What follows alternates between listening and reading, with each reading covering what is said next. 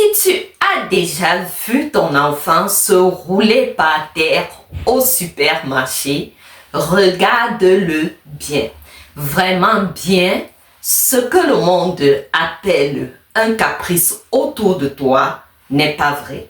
C'est souvent un système nerveux en feu qui brûle à l'aide et qui dit « J'ai besoin de toi, papa, maman ». Et si tu changeais de regard, bienvenue ici. Si tu es là, c'est que tu as probablement déjà ressenti cette boule à l'intérieur de ton ventre.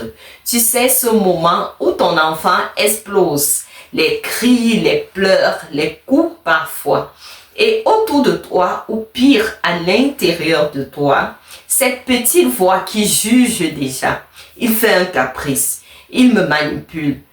Ne cède pas. Voilà. Aujourd'hui, on va prendre le temps ensemble pour déconstruire ce mythe qui fait souffrir tant de parents et tant d'enfants. Le mythe du caprice. Tu as peut-être vu passer ce concept, distinguer le caprice de la détresse émotionnelle. Mais concrètement, quand tu es fatigué, qu'il est 19 h et que ton enfant hurle pour une petite chaussette mise à l'envers, comment on fait la différence? Comment on réagit sans s'oublier? Ce que je vais te partager aujourd'hui n'est pas une méthode miracle pour que ton enfant se taise ou pour qu'il ne pleure plus. Ton enfant est vivant, il va pleurer, c'est une invitation à comprendre ce qui se passe physiologiquement dans son petit cerveau. On va parler de neurosciences, mais avec le cœur. On va voir pourquoi son cerveau disjoncte, comment repérer les vrais signaux de détresse et surtout, comment toi, tu peux devenir son encre dans la tempête. Alors, installe-toi bien, parents. Let's go. Parce que n'oublie jamais ceci. Ton enfant ne fait pas la guerre. Il apprend à naviguer dans un monde trop grand pour lui et parfois trop rapide. Et toi, tu es son guide et non son juge. Alors, installe-toi confortablement. Respire un bon coup. On commence. C'est quoi le poids des mots? Pourquoi le mot caprice piège tant de parents? Commençons par ce mot, caprice. C'est un mot lourd. Quand on dit d'un enfant qu'il fait un caprice, qu'est-ce qu'on sous-entend? On sous-entend qu'il a une intention de nuire ou une intention de manipuler. On imagine un petit stratège qui se dit, tiens, si je hurle, maintenant, maman va céder. Maman va venir près de moi, me cajoler. Mais regarde ton enfant, regarde-le vraiment. Quand il est dans cet état, est-ce qu'il a l'air de contrôler la situation? Est-ce qu'il a l'air de prendre du plaisir? Souvent, la réponse est non. Plutôt, il est submergé. Le problème avec le mot caprice, c'est qu'il coupe l'empathie. Dès que tu étiquettes le comportement de ton enfant comme un caprice, ton cerveau à toi se met en mode défensif. Tu te dis, il faut que je gagne. Je ne dois pas me laisser faire. Tu entres dans un rapport de force. Et dans un rapport de force, il y a un gagnant et un perdant. Mais en éducation, si ton enfant perd, tu perds aussi. La relation entre vous perd. Il faut comprendre que jusqu'à un certain âge, l'enfant n'a tout simplement pas l'équipement cérébral pour manipuler profondément. La manipulation demande de la planification, de la prévision, une compréhension complexe de la psychologie de l'être humain. C'est une compétence du cortex préfrontal, cette partie du cerveau juste derrière ton front, qui gère la logique et le raisonnement. Or, savais-tu que cette partie du cerveau ne commence vraiment à mûrir que vers 5, 6, 7 ans et ne sera terminée qu'à 25 ans? Demander à un enfant de 3 ans de gérer ses émotions ou d'arrêter tout simplement son cinéma, c'est comme demander à quelqu'un qui n'a pas de jambes de courir un marathon. Ce n'est pas qu'il ne veut pas, c'est qu'il ne peut pas. Alors, remplaçons caprice par un autre mot. Parlons de surcharge, parlons de débordement, parlons de ce qui trouble ton enfant. Quand tu changes le mot, tu changes ton regard. Et quand tu changes ton regard, tout s'apaise.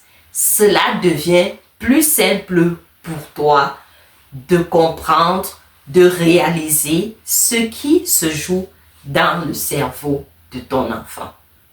Pour bien comprendre, il faut visualiser ce qui se passe à l'intérieur de lui. Imagine le cerveau de ton enfant comme une maison à 2 étages. C'est une image puissante utilisée par les experts en neurosciences. L'étage du bas, c'est le cerveau reptilien et émotionnel. C'est la partie qui gère la survie, les émotions brutes, la peur, l'anxiété, la colère, la joie intense. C'est l'alarme incendie de la maison. Chez ton enfant, cet étage est parfaitement construit dès la naissance. Il fonctionne à plein régime.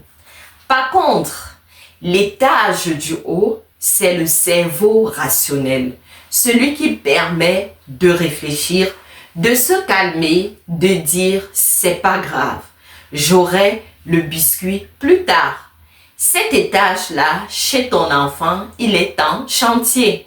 Il y a des échafaudages partout, il manque des fenêtres, l'électricité saute tout le temps.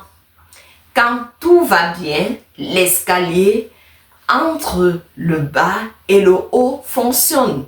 L'enfant peut générer une petite frustration. Mais quand il y a trop de détresse, trop de fatigue, trop de bruit au supermarché, autour de lui, à la maison, ou une émotion trop forte, boum, l'escalier s'effondre. On appelle ça le couvercle qui saute. L'étage du haut n'est plus accessible.